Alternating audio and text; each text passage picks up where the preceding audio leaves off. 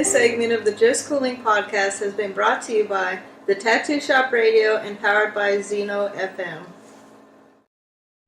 All right, welcome to another episode of Just Cooling podcast. I am Country Red. And I'm Dawson Jules. We have a special guest in the building all the way from South Africa, man. Please go ahead and introduce yourself and tell us a little bit about yourself, brother. What's up? I am Honored MOOCHER. I am an MC from South Africa. How y'all doing? Man, we doing good, man. Glad to have you. So, man, what time is it over there again, man, in South Africa, man? It is now 3:50 a.m. 3:50, man. See, that's what I'm talking about, man. Getting that. Thank you for being here with us, and it's 3:50 in the morning. We appreciate it. It's 7:50. It's 7:50 over here in the States, man. It's 7:50 over here in the States at night. So I'm gonna hit you with this first question, man. So, what was your first introduction to hip hop? How'd you get started in that? I would say I must have been like 10.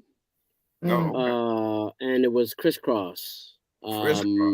Yeah, my younger brother and I just could relate at the time, like, because we tight, and we used to see these two dudes who were also brothers. Wait, are they friends or brothers? I forget. We thought they were brothers.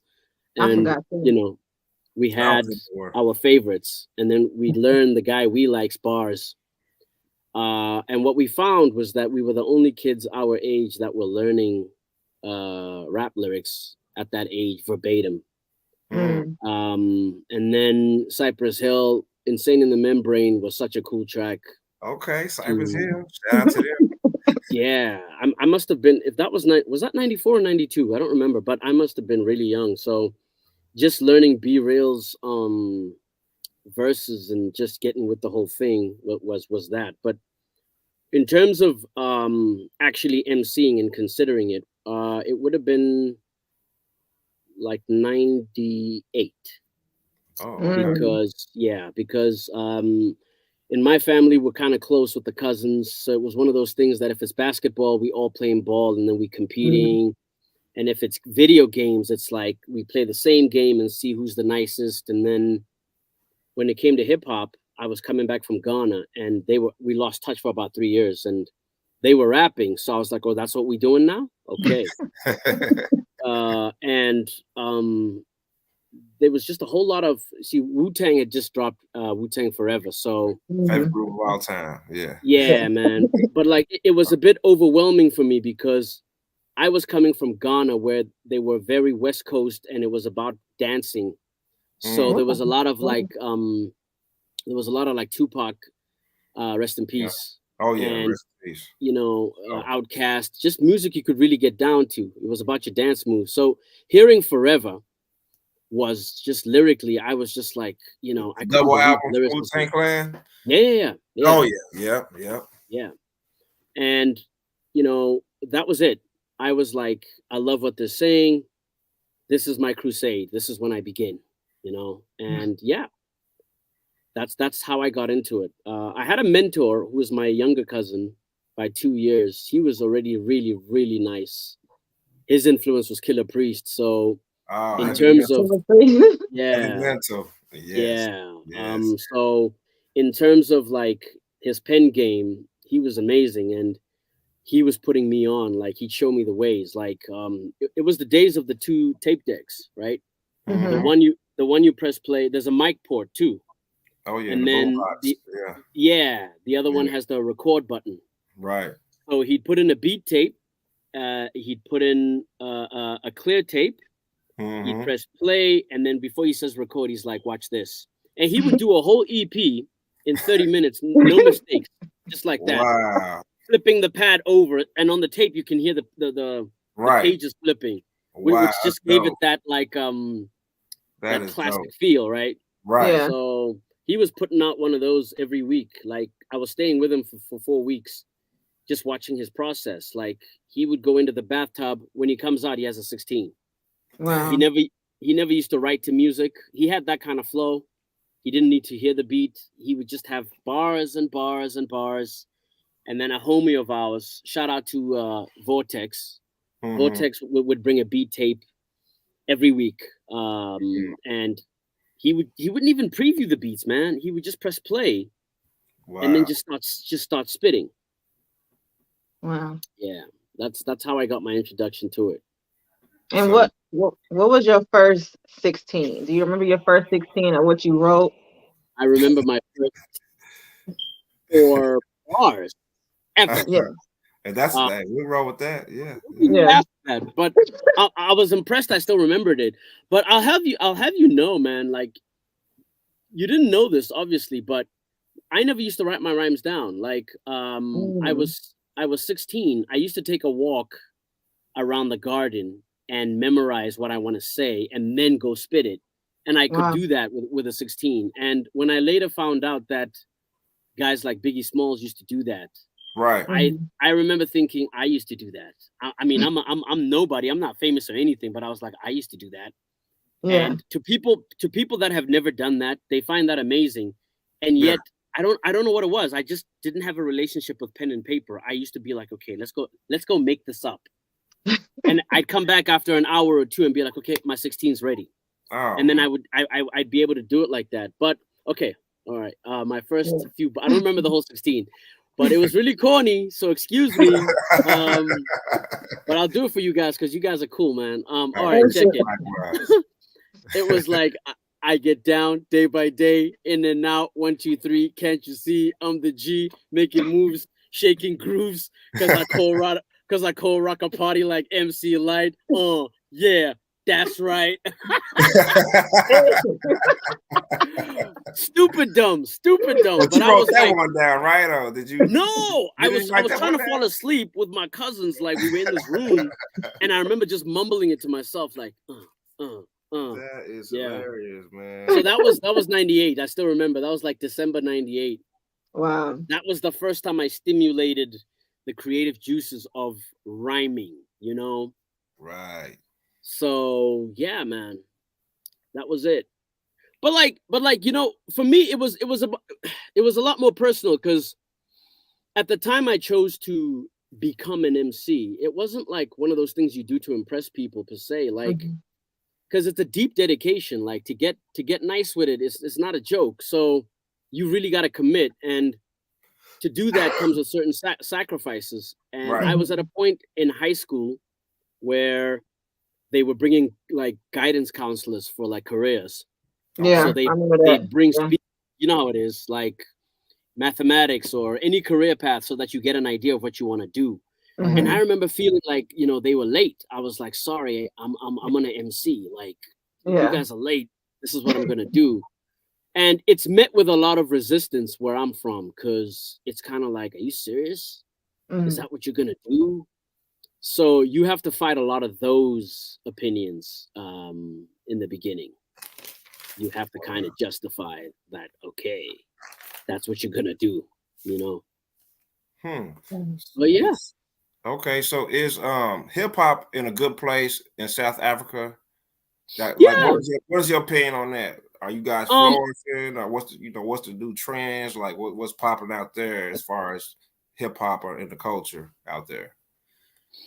A lot. It's two-dimensional. Like, the first dimension is, believe it or not, trying to imitate what is happening in America. So the most ambitious commercial guys will try to emulate Drake or whoever is really doing it at the time, right? At the top tier. At the top tier, right? Okay. And the second dimension is the more vernacular, where we take what we understand by rhythm and poetry, and kick it with all of our different ethnic, you go to France, they kick hip hop in French, you know. So there are superstars of that caliber, but they are more attached to a genre of music we invented called Kwaito, which is like hip hop. Just because if you watch the videos, if you mute the video and you watch, you'd say they're rapping, right? Because, you know, the movements are the same. So it's in a good place in that respect. The only thing is that real MCs are few and far between. Like, they way below the radar. You wouldn't even know about them, kind of thing. There isn't much of a movement, Mm. and there aren't that many platforms to go, kick some real music. You kind of got it's kind of like one of those underground cults. Like if you don't know so and so to get you in that way, you wouldn't even know that this is happening. So. Sorry, what was that? I was gonna piggyback off of that, and kind of the same question, but kind of, what do you think of hip hop right now? The current state of hip hop, like overall. I gotta tell you, I'm loving it. I'm really, really loving it because, if you look at what's going on, it's kind of like there are no more rules. Like there now is. I mean, the internet is so insane that like you can have really underground music existing, and if it's your kind of thing, you can find it with a lot more ease than before. Because before, we had to depend on shows. Like where I'm from, we used to watch a lot of BET and any kind of shows that would kind of show us who's doing what. So at a time when you were fed music, if they weren't showing you what you want to hear, that was your only way of getting to know what's going on. But I found in the last, maybe the last decade, real hip hop came back. I really feel that it's not dominating on like a commercial scale, but it's accessible now. You know what I'm saying? Like you can actually, and some of the most legendary guys are reverting back to it. Like, and I name guys like your Black Thoughts. Oh man, yeah, like he's strictly. I mean, he sounds like he doesn't have a deal, and he's trying to get one. Like that's amazing. 30 years. He's still hungry. Right.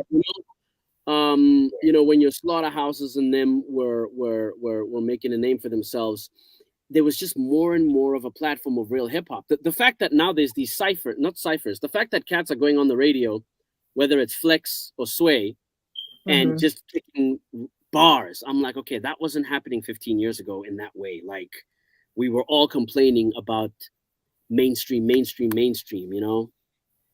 So I really like where hip hop is at. Like real talk. It's kind of like everything exists now. Nothing is really blackballed in that way.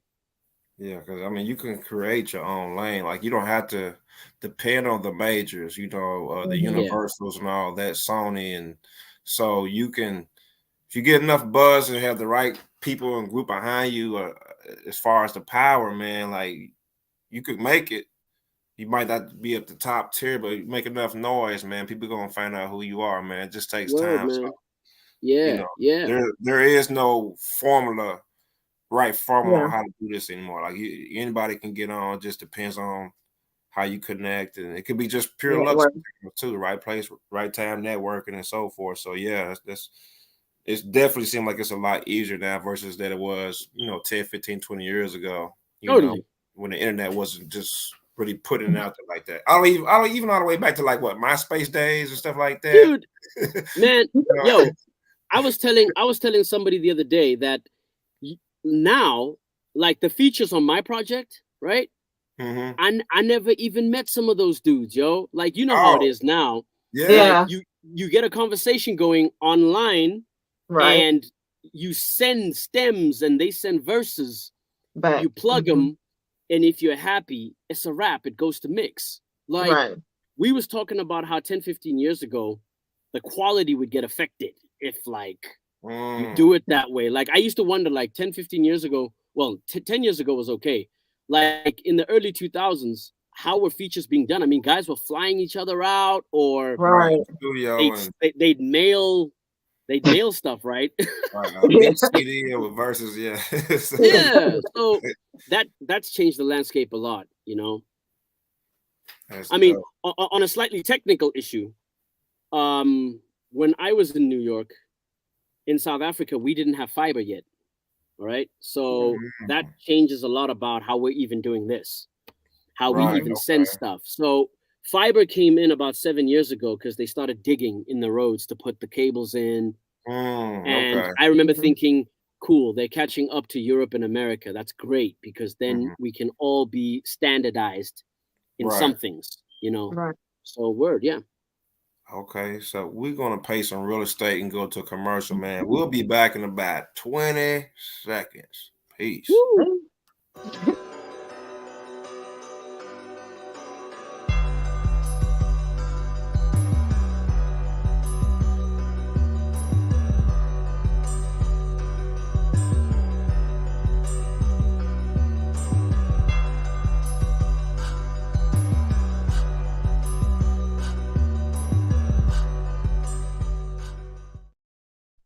All right, welcome back to the Just Coolin' Podcast. Make sure you guys check out the Hub YouTube on Fridays at 9 p.m. Eastern Time.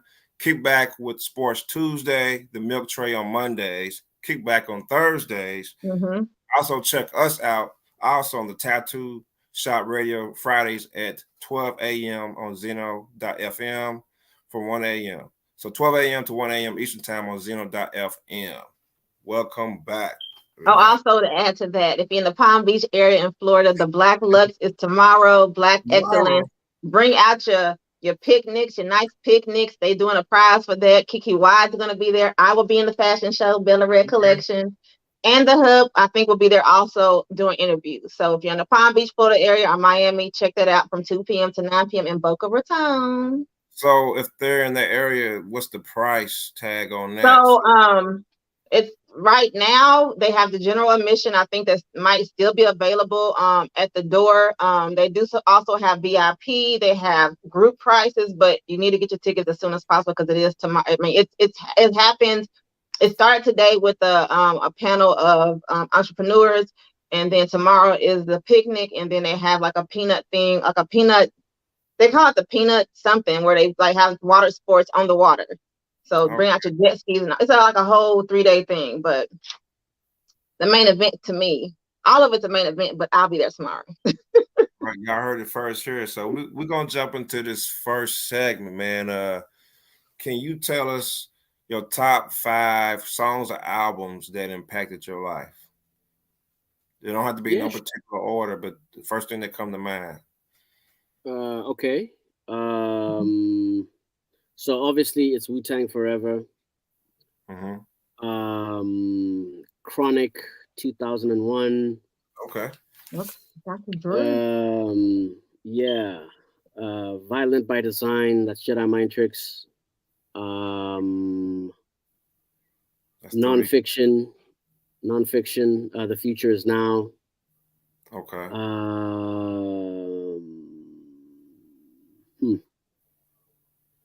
I think we're at 4. Yeah, I got one more. Yeah, one more. I would say, this. You said no order, but this would have been somewhere around number 2. Pheromone Desire. I like that. Who coming off the bench? The 6 man.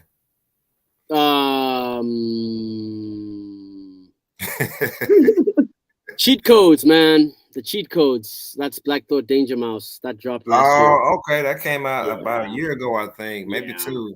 Yeah, I think a lot of people slept on that one.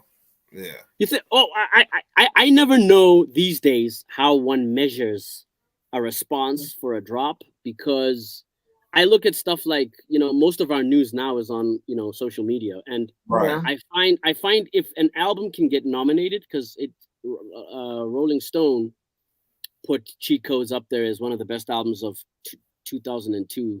I mean, what am I saying? 2022. And I kind of thought, okay, no matter what they were setting to accomplish, that for me is pretty big, because Rolling Stone is a big brand, and that's cool acknowledgement for really cool music. So I was happy with that. But I know what you mean.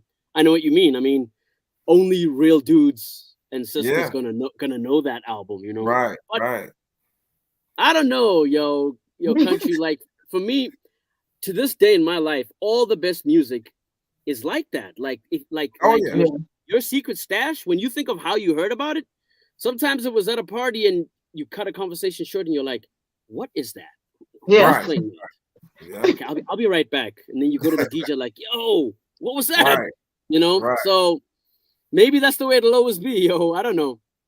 Yeah, you gotta respect. Ain't nothing wrong with that, man. Unfortunately, you probably won't never hear it like on the popular airways, but real hip hop heads will know. They'll find it. You know what I'm saying? There's a way to get to it. So word.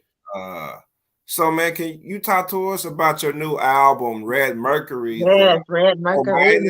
Ohmidas Journal.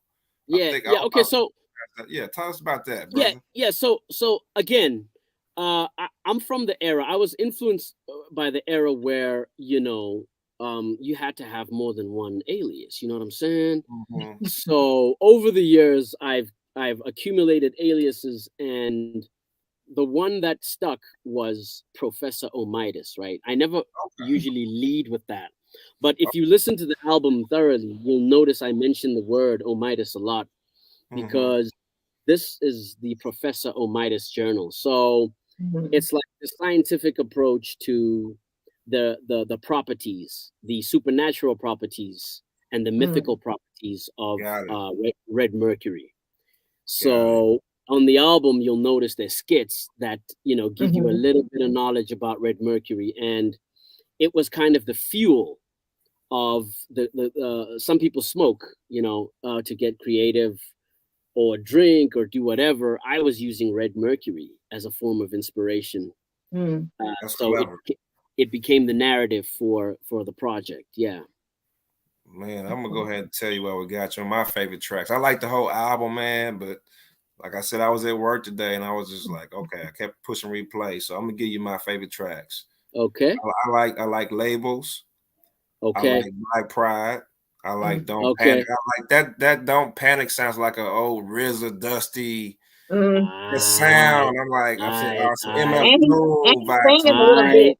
And you singing a little bit on the hook, a little melody. Yeah. You know how it goes in the studio, man. Let me see. I like both Red Portrait songs. I like 1 and 2. I think 2 is like the last one on his way out. Right. That's right. So I like how they're both different.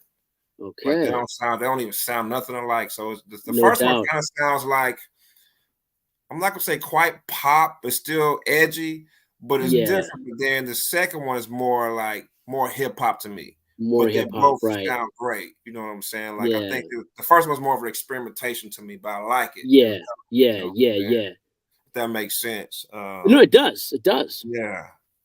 Well, can I tell you? I like Black Pride, Dope Panic. I like Abandoned Ship, because metaphors and abandoned ship is like what? What he say? Like, yeah. I really appreciate that because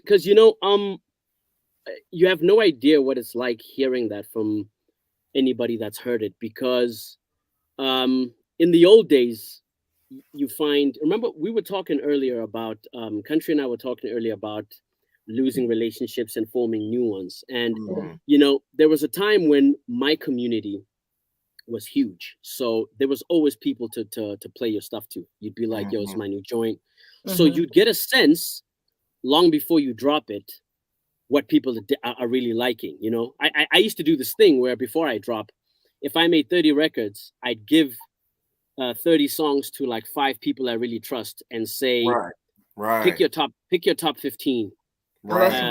So the songs you love, and then the ones you can do without, and I will probably drop the album as the 15 that the commonalities that everybody would do. I don't do that now because I'm totally on my own now, because the people I know now they're nice people, but they're not quite on that level musically where I could do something like that. So with this music, I had no idea what anybody was going to think or like to hear someone say, I like this track. I'm like, wow. Because then I think of what I felt about that track when I was putting it on. And you know what's really interesting, right? You guys are the first people not to mention a specific song on this whole project. It's weird. Like everybody who tells me what they thought, because I ask most people, like those that bought it and stuff that I'm in touch with, I'm like, just give me your top. Because if I want to shoot a video, I like to know, is there one track that everybody was feeling? So it's weird. Everybody's favorite song, right? Like the number one song is The Hard Way. I was so surprised you didn't mention that, because I was like, I bet they'll mention The Hard Way. But yeah, I swear to God, like, Hey, we'll take that. I mean, so the beautiful thing about my process, if I could just share with you, I never put anything on there that I don't feel very strongly about. I'm not one of those guys where I'll do a very long album and I'll just be like, yeah, I could just throw these 5 on, Right. you know, because like you know, maybe I think I'm nice and I'm like, they'll like what I do because I'm like, because the worst thing is if you're secretly thinking these are more like they're not here, they're here. Right. And then when it's out, if someone tells me they like the stuff that's here, I feel bad because I'm like, why did I do that? Like, I should feel like they're here so that when they say they like them, I'm like, yeah, no doubt, because that's how I feel, you know. So, yeah, but I'll be honest, I think I obsessed a little bit this time with curating it. I'm not going to do that again. It got a bit exhausting. Like, I don't even listen to it. I don't even listen to it now, man. I've heard it so many, especially just before I dropped it. I was just like, nah, I'm going to go insane. Like, I'm going to have to start the next one just to forget about, you know, that one. But I mean, each song flows into the next song, man. So for this to be your, I know we was talking off record, man, but for this to be your first album, like that is insane to me, man. Like, I don't know. I mean, it just sounds very seasoned and veteran. I know you've been. It does. Yeah. I was like, okay. Yeah. It gave me a little bit of that Wu-Tang Forever vibes too, but like with the skits, but only your skits was about Red Mercury, not about Shaolin. Yeah. Yeah. But man, this is a dope first offering, brother, man. Congrats on that, man. You did your thing on it. And the artist that was featured. Oh, who did the production on this album, man? By the way, give them a shout out too if you can. Like, who did the production on this, if you can elaborate on that? You're kind of talking to him. Really?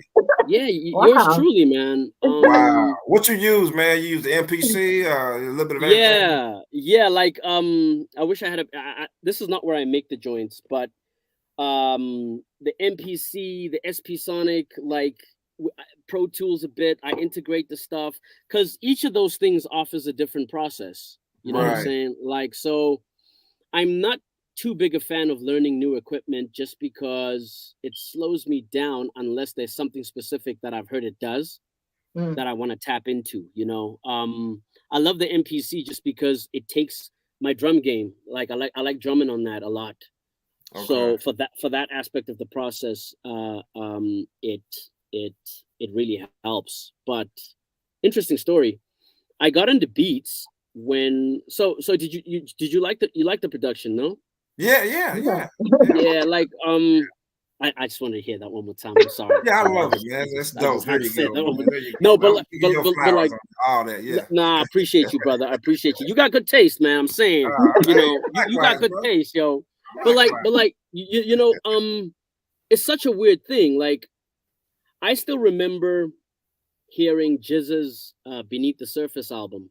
Oh yeah, I remember that one. And when I heard the beats, I remember thinking, wow, what sounds are these and how did they get them to do that? Because whenever you hear music, you always come from a traditional background of that's a guitar, that's a brass, that's a violin. But with hip hop, you were kind of like, yo, man, there are no instruments that sound like that. How did these guys artistically like do that stuff with like a street groove, you know? And I was so intrigued into like the sounds, and that's how I got into sampling. When I learned about the fact that they're sampling, I was like, okay, so there's a thing called sampling. Okay, so in my mind, I just understood what the art form was. Like for me, it was like a blank canvas. It was different colors, and there were no rules. It was like you could splash anything on there, and if it looks cool, that like ain't nobody can tell you that's not nice. You know what I'm saying? Right. Because my dad taught me about abstract art when I was in New York. We went to the MoMA and Museum of Modern Art, and he was lecturing me. He used to pick up girls in a college with art. He used to go after the art chicks. So he'd read about art and then go there and then sound all interesting and say, you know, Picasso was thinking about this at the time. And I'm like, you did that? He's like, yeah, I had to get laid and it worked like a charm. And I was like, oh my God, you used to do that. So what he taught me, but you're gonna love this. You know, what he taught me was Picasso received a lot of static for his abstract art. Because it was in a time where you had to paint the Mona Lisa, you had to paint a thing that people, a tree, an apple, a chapel. If you painted something people couldn't identify with, it didn't matter how beautiful it was. They just, rejected it. Right. So he said that when you are an artist, one of the first things you need to learn to do is defend your art. You need to be sure that. That's a good. I need that. I'm sorry to cut you off, but I paint earrings. No I'm always like, is this like it's me and I like it, but it's like I'm worried about if everybody else will. But like you said, defend your art. So thank you for that. You have to defend your art first and foremost to yourself. Right. You might not even have the personality to tell somebody, to argue with somebody and tell them why it's good. But that doesn't mean you're not defending it. Not defending it is allowing somebody to tell you the way it should be. I still remember a Ghostface interview where they asked him, remember when Ghostface, you didn't understand what he was saying? Like in the beginning, like him and Raekwon, they had their own slang. It was just like, and I remember they interviewed Ghost and said, yeah, you got a nice flow, but what are you saying? And he said, I don't have to explain it to you. He's like an artist takes a canvas and splashes colors on there, and art, it doesn't look like anything, but he's not going to try and explain to you why that's art. And I remember thinking, okay, he's right. I get that, because it applies to like points of view in conversation. Like, you don't necessarily change what you feel about something just because somebody tries to like make you look stupid for thinking it. Because they don't know what it is. Yeah. So with beats, I always understood that there are no rules. If you believe that is tight, you keep that. You don't really have to keep up with what's happening out there. It becomes necessary later. But, so the main reason I started making beats was because of that. And also because I wanted total control over achieving what I was hearing in my soul and in my heart. Like, I was like, I have to create it the way I hear it. I can't rely on somebody and try to tell them to, because also beat making isn't like composition like with traditional music. Where you score it. Sometimes what you get is what you get. You can't tell him, can that melody do this? Or can it, you kind of have to say, yo, how he's got it, that's what it is. We can add on top, but so gotta be in the pocket. Yeah. But last thing I'm gonna say is I wasn't really one of the cool kids. So I didn't know a lot of cats that made beats. So it was kind of slowing me down to wait to meet somebody who could give me beats for me to start writing. So I kind of did it like, make the beats so you can do the songs, So yeah, I just never looked back after that. Hey man, some joints is dope. Fresh, man. I appreciate you. Already. So we're gonna go into our next segment. It's called Who You Got? I think they haven't did this in a while. Who you got? So I'm gonna give you two artists. Okay. You're gonna pick one, and you're gonna tell us why. And okay. I'm gonna apologize in advance for this one, man. I had to change it. When did you change it? I changed it right before I got on. I had to change it because I was taking a break, and I said, "Ooh, wait a minute, this will be a little bit harder." But if you answer it too quick, then I'm gonna go with the first one, though. All right, so I hope I know who you're gonna mention, because I'm not necessarily not what you think. That guy. I'm gonna throw you off. I'm gonna throw you a curveball, but I know you messing with him now. Okay. So who you got? Sean Price or Redman? Who you got? He said, I love both too, man. That ain't right, but I'm like, man. Look, I have to say, I'm gonna give them both their flowers if you don't mind, right? But go ahead, brother. Yeah, I'm gonna go with Reggie Noble. Okay. Yeah. The reason for that is the impact he had on the culture. Yeah. On underground rap, like some of the guys I was influenced by swear by Muddy Waters. You know what I'm saying? Yeah, me too. Yeah. And like, how can you not, right? Like, those are the days where the albums had to be an hour long. Oh yeah. Plus, and it was all tight. And some of, like, you take a guy like Canibus, man, like when he even quoted Redman when he was in his, when punchlining was still a thing. Like, Right. He would even quote Redman with some of the bars, and I thought, well, if a lyricist as powerful as you right now are telling us that Redman is a big part of how you got to improve your pen as well. Yeah. Before I even get into Red, I have to just respect and say, yo, he's got to be something if you're saying that about him, you know? Right. That's true. And aside from that, I still remember the first time somebody played me the Def Squad joint that had Countdown. MCs, it's the final countdown. You look tired, can you go the round? If you can, I'll slap your hand and give you credit. Or if not, I'll turn around and say, forget it. Yeah. Nino album, that's why I don't remember, but it was the I heard it. They put out some stuff though. Ding. Yeah, that's not the El Nino album. Yeah. So that's the tag. Yeah. Yep. Yeah. That was the first time I was being introduced to Def Squad, and I remember Redman's delivery on so many of those songs had me going, this is why everybody that I like talks about him. Like, he's amazing. And this is not even his prime. He already made his reputation before that, you know? What the albums and all that. There's Dark Side. Yeah. So just in terms of impact and, you know, his catalog, I go with Red, you know? Price took me a long time to get into, but also because I was very like I wasn't the kind of guy that listened to everything. So I have people. You'll find that guys that are not MCs, like DJs, they can amass a catalog where they just listen to everything that's coming out, so they know it. And also, if there's hidden gems on there, they can just say, "Ooh, I didn't like the album, but oh, that wasn't me." Like, I was a student, so if I'm studying a specific artist, I'm just listening to him, learning everything I can from what they're doing. I'm not picking from different things because there's no real focus. So with Price, I never got onto Helter Skelter because I was always on the Wu-Tang, you know. So I met homies that became friends. Shout out to Captain Clapman. He was a guy that was very into Helter Skelter. So when I did a bit of research, I was like, okay, so Price comes from that background. Right. And like, because I know a lot about my craft, I was able to pick up early on that Price goes off the top a lot, and most people don't even know he's doing that.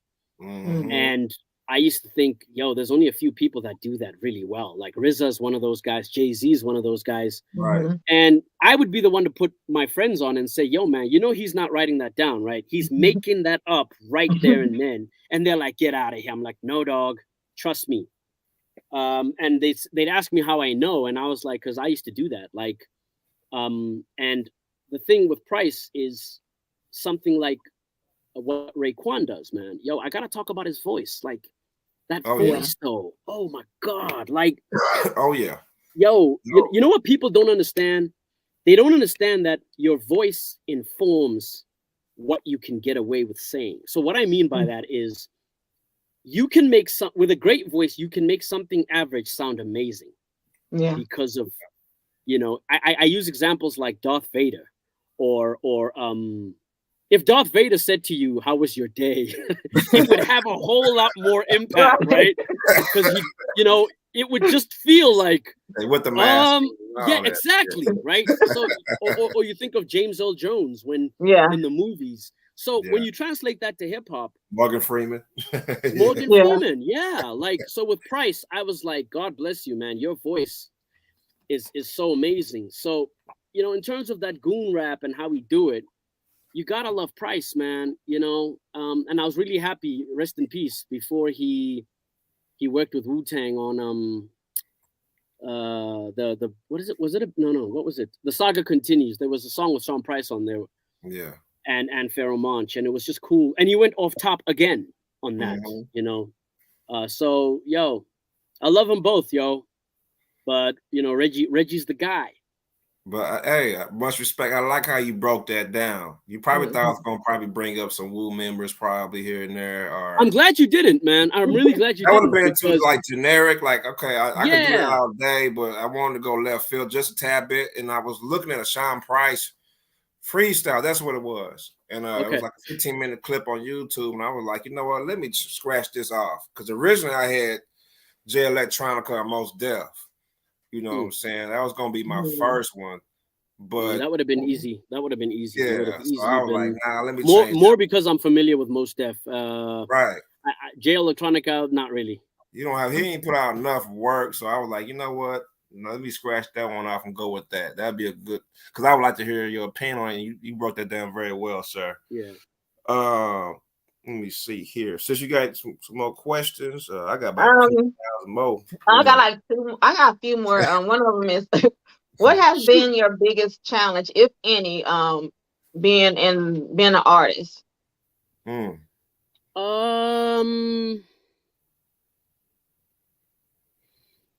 It's three things. And if I digress a little bit, just bring me back. So let me name them.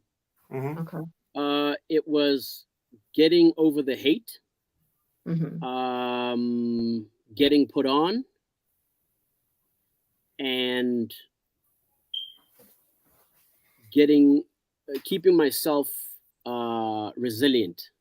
All right. So getting past the hate, I always thought naively, because in sports, if you're good and you're about to play, when they're picking teams, you're the first person they pick. Right. That was me, you know. So when I picked up the pen, I automatically thought that's the same thing. Okay. I thought if you're really nice with it, dudes are going to be welcoming to say, yo, come rhyme with us, come do this with us. But I discovered very quickly, the better you are, the more of a hard time that you have, particularly from other MCs. I used to ask my brother, like, yo, man, how come dudes ain't feeling my music, man? He's like, it's not that they're not feeling it. They just have a hard time dealing with how it makes them feel about their own music. And then I also noticed it in hip hop itself. Like, there's a lot of very good guys that we watch them never get their flowers. Right. And their talent was undeniable. And I kind of thought, I don't understand this, you know? And so that was the hatred part. Like, it wasn't doing me any favors to be nice with it. But then I couldn't compromise myself. And I just thought, okay. And then I said getting put on. So they worked together. I found that dudes didn't want to put me on certain projects, or I couldn't get shows a certain way.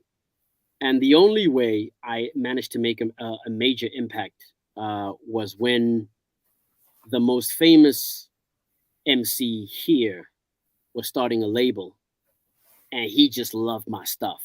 And his voice was like gospel. Like, if he says something was dope, everybody, even the haters, had to shut up and listen. So I got onto his roster, and for about 3 years, I was like the man. And what it taught me was, if you get a killer cosign, that levels the playing field. And then staying motivated for a long time. Like, when you were asking me, Country, like, what do I think of hip hop now? You know, it's gone through so many transitions that it wasn't always easy to stay real with what you do. You know, there have always been temptations to, you know, do whatever is necessary to stay relevant. And that essentially means compromising your art. So there's no defending it anymore. You literally become the thing you hate. And I never did that, but it wasn't easy, because sometimes you'll even date somebody who loves the music you hate. And when they hear your music, they have nothing but contempt for it. They're like, why didn't you sound more like this? Right. And then they'll say stuff like, the reason you're not doing what you want to do is because you're not keeping up with what's happening. And that in itself makes you think, geez, am I going to spend the rest of my life with this person? Or, you know, so that's really been the hardest thing. But what became easy, because I'll end with that. What became easy was, I realized that my purpose for creating went beyond people. It was more of a divine thing. Like, I create for the Almighty, like, you know. And what that really means is, I always felt like if I could dare think for God, as long as you were doing the best you could with what you had, he would be happy. And I knew that if I compromised, I wouldn't be doing the best I can with what I've got. So that's kind of what I put into the Red Mercury, you know. Wow. So yeah. Wow. I like great answer. Yeah. All right. I have one more quick question. So I always ask everybody this question. So if you could perform for 5 people, dead or alive, who would it be?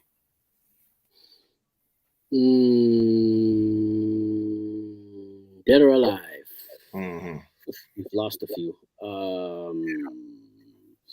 I'd like to perform for Big Pun. Okay. I'd like to perform for Dr. Dre. I'd like to perform for Pharoah Monch. I would not like to perform for Busta Rhymes because he's just you can't match Busta. He's like a machine. I think he would diss most of us. But there's a lot you can learn from Bus, you know. Oh yeah, absolutely. Who else?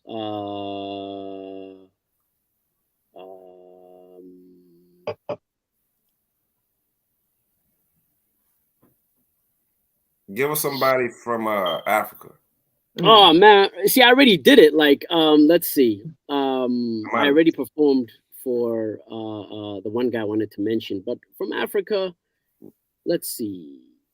It would have been nice to perform for Manu Dibango. I don't know if you know Manu Dibango. I'm gonna have to look him up. He's Cameroonian. He died from COVID. Imagine that. He was already 80. But Manu Dibango, I would have liked to perform for David Axelrod. He's a jazz guy. He's late too now. White jazz Fella. Fela Kuti, yeah.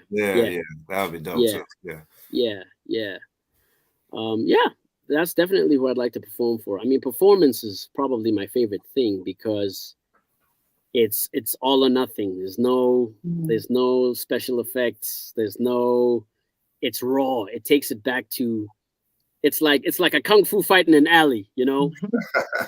It's not a dojo where there's weapons in that corner and the mat is over there. It's like, where we at? We right here. We got to use what we got. Well, let's do it then. Yeah. You know, I love performance for that matter. You know, so yeah. That's dope. So, how can everybody reach out to you as far as your social media? How can they get a hold of your music? Go ahead and drop the mathematics on there as far as how they can get a hold of you.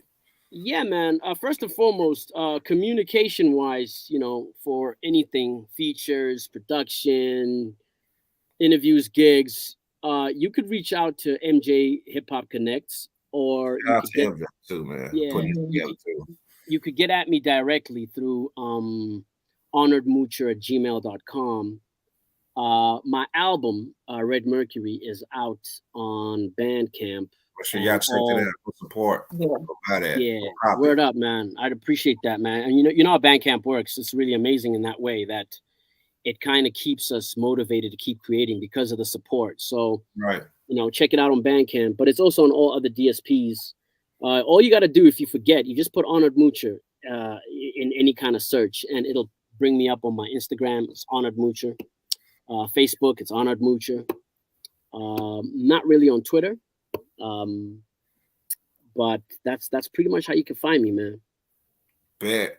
I would like to leave everybody with a Black History fact before we end the show. Okay.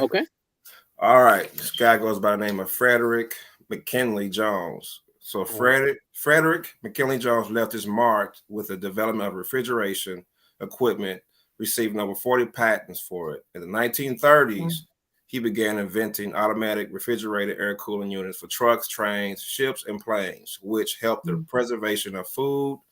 His creation, the Thermo King, allowed people to eat fresh food year-round. His work also contributed to the preservation of blood and medicine, proving to be particularly useful during World War II.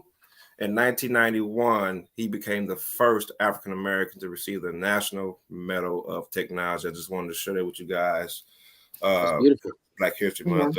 we shouldn't just celebrate Black History Month just because it's February. We need to celebrate that every day. 1 month is not enough. You know, my personal opinion on that. But with that being said, man, we appreciate you for being on the show, Honored Moocher, man. It was a lovely conversation, man. Thanks for having me, man. Thanks for having me. Likewise, man. I had a blast. Awesome. I hope that you will come back. I feel like we could just talk and keep going, you know, but given the time, man, you got to come back on this show, man. Yeah, I would love to, dude. I'd love to, man. Come back. We here. I'd love to. Yo, go get that album, dog. That album. Get it on Bandcamp, son. I'm saying I got to do this video, so I'm kind of using those proceeds to put it right back into it. Okay. You know, to keep pushing it in that way, you know what I'm saying? So the support is greatly appreciated. You know what I mean? Here, let us know what you want. Like maybe you could drop on your page or something, like, you know, do a poll on, you know, which videos. I mean, what video you should do for out the album, man. But yeah, I don't know. You know. Yeah, man, I'll put it out there, yo, because that's why I mainly ask what tracks people was feeling. So I'm definitely gonna do that, bro. Already. So with that being said, we are Just Coolin' Podcast. We are signing off. Peace. Peace out. Just coolin'. All right. All right. Bye. I'm gonna go catch some Z's. Yeah, get some already, man. Early out that way. Yeah. All right, peace. All right,